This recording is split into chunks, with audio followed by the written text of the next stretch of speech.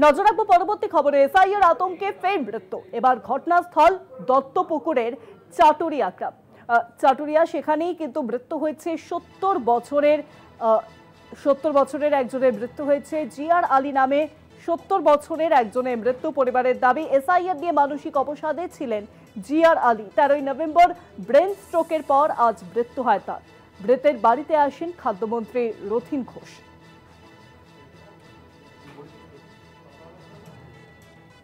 সেখানে উপস্থিত হয়ে খাদ্যমন্ত্রী রথীন ঘোষ তিনি ঠিক কি বলেছেন শোনাবো আপনাদেরকে।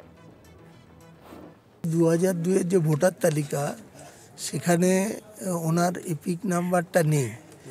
এবারে 25 সালে যে ফর্ম এসছে তাতে এপিক নাম্বার আছে। উনি দেখছেন ওটায় নেই, তাহলে মনে হয় ওটা হবে না। সেই একটা নিজস্ব যে দ্বন্দ্ব, তার মধ্যে থেকে আতঙ্কগ্রস্ত হয়ে পড়া যে তাহলে মনে হয় আমার চলে যেতে হবে। আর বিভিন্ন সময় বিভিন্ন মিডিয়া বা অন্যান্য জায়গায় দেখছে যে যাদের নাম নেই তাদের বাংলাদেশে পাঠিয়ে দেওয়া হবে। ভারতীয় জনতা পার্টির লোকরা বিভিন্ন জায়গায় বলছে বাংলাদেশে পাঠিয়ে দেওয়া। সেই আতঙ্ক থেকে অসুস্থ হয়ে পড়েছেন। অসুস্থ হয়ে পড়ে সেটা শেষ পর্যন্ত রক্ষা করা গেল না। আপনারা শুনলেন খাদ্যমন্ত্রী রথীন ঘোষ, তিনি ঠিক কি জানিয়েছেন। আর এ বিষয়ে আরো জানাবেন, ফোন লাইনের সঙ্গে রয়েছেন প্রতিনিধি ভক্তিদেব। ভক্তি, তোমায় প্রথমে বলি, দত্তপুকুর পশ্চিম খিলকাপুর গ্রামে এবং চাটুরিয়া এলাকায় এই ভদ্রলোক অর্থাৎ জিআর আলী, তিনি কিন্তু এইখানে বসবাস করেন দীর্ঘদিন যাবত। এবং যখন থেকে এসআইআর শুরু হয়েছে তখন থেকে দেখা যাচ্ছে তিনি কাগজপত্র জোগাড় করতে বিভিন্ন জায়গায় তিনি দৌড়ঝাঁপ করছিলেন। এবং তিনি 2002 সালে তার নাম ছিল না, কিন্তু পরবর্তীকালে যে নামগুলো তার প্রয়োজন সবটাই কাগজ তিনি জোগাড় করেছিলেন। পরিবারের লোকের অভিযোগ যে কয়েকদিন ধরে তিনি মর্মরা ছিলেন, অর্থাৎ মানসিকভাবে তিনি অন্যমনস্ক থাকতেন এবং কথা কম বলতেন, খাওয়া দাওয়া ঠিক মতন করতেন না। এবং তারপর তার ব্রেন স্ট্রোক হয় 13 তারিখে।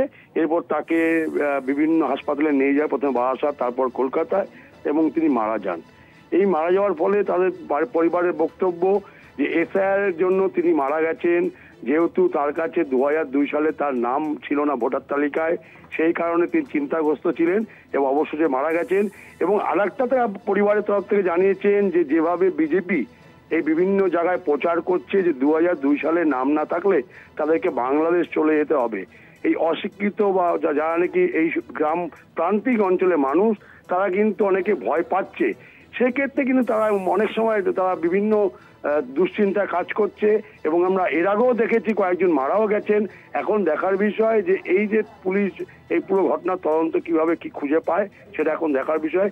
ইতিমধ্যে আমরা দেখেছি খাদ্যমন্ত্রী গিয়ে তার পরিবারের পাশে দাঁড়িয়েছেন এবং বলেছেন পরিবারের পাশে তিনি আছেন এবং এসআইআর সংক্রান্ত যে যাবতীয় যে নথিপত্র তার কাছে আছে সম্পূর্ণ তিনি বলেছেন যে স্থানীয় স্তরে তারা কিন্তু দেখবে এবং কি কি কাগজ তারা পেয়েছেন আর কি কি পাননি সবটাই তারা কিন্তু দেখার চেষ্টা করছে। অনেক ধন্যবাদ ভক্তি, ফোন লাইনের সঙ্গে ছিলেন প্রতিনিধি ভক্তিদেব।